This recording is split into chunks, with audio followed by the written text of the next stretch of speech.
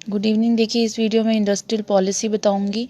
Industrial policy वो policy होती है जो इंडस्ट्रीज़ को क्या करती है, रेगुलेट करती है या कह लो कंट्रोल करती है। इंडस्ट्रीज़ के लिए प्लानिंग का काम करती है।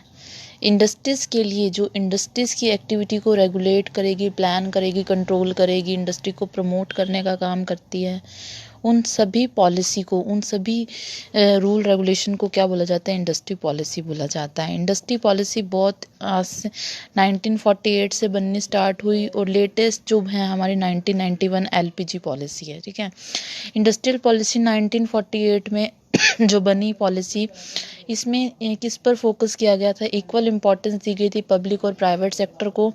ये मिक्स्ड और कंट्रोल इकोनॉमी पर बेस्ड थी, मतलब प्राइवेट भी हो, पब्लिक सेक्टर भी हो, कंट्रोल मतलब जो भी प्राइवेट सेक्टर हो उनमें भी गवर्नमेंट का कंट्रोल होगा।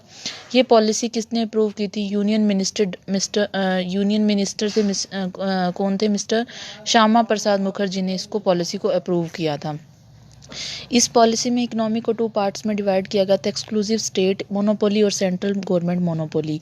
एक्सक्लूसिव स्टेट मोनोपोली में स्टेट डिसाइड करता था सारी रेगुलेशंस को अकॉर्डिंग देयर रिसोर्सेज। स्टेट में जो चीज़ ज़्यादा है, जो चीज़ संसाधन ज़्यादा हैं या कम है, उसी के अकॉर्डिंग डिसाइड करेगा स्टेट हर रेगुलेशन को। स्टेट मोनोपोली के अंदर atomic, railway, army sector include थे।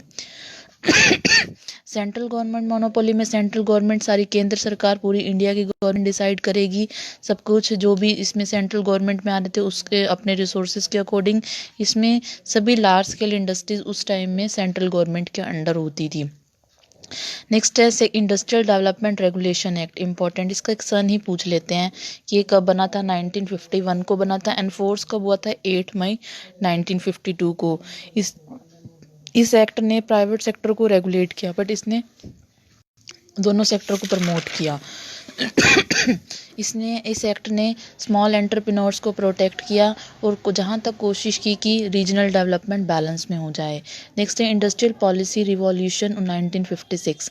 ये कब आया था, 18 अप्रैल 1956 को आया था। इसका मेन एम था इनकम की डिस्पैरिटीज़, इनकम की विभिन्नताओं को रोकना। इसमें 3 शेड्यूल में इंडस्ट्रीज़ को बांट दिया गया। शेड्यूल ए में 70 इंडस्ट्रीज़ आती थी जिसमें गवर्नमेंट की कंप्लीट मोनोपोली होती थी, जैसे आर्मी, रेलवे।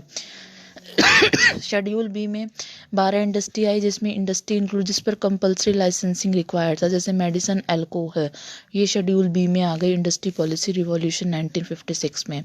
शेड्यूल सी में वो सभी इंडस्ट्रीज आ गई जो ए और बी में इंक्लूड नहीं थी, जैसे MSME, micro small medium enterprises. ठीक है, हमें आपको लर्न करनी है इसमें क्या था, इसमें किस पर फोकस किया गया था। शेड्यूल ए बी सी में कितनी इंडस्ट्रीज थी, कौन कौन से एग्जाम्पल जो मैंने दिए हैं वो लेटेस्ट एग्जाम्पल, सबसे इंपॉर्टेंट एग्जाम्पल हैं।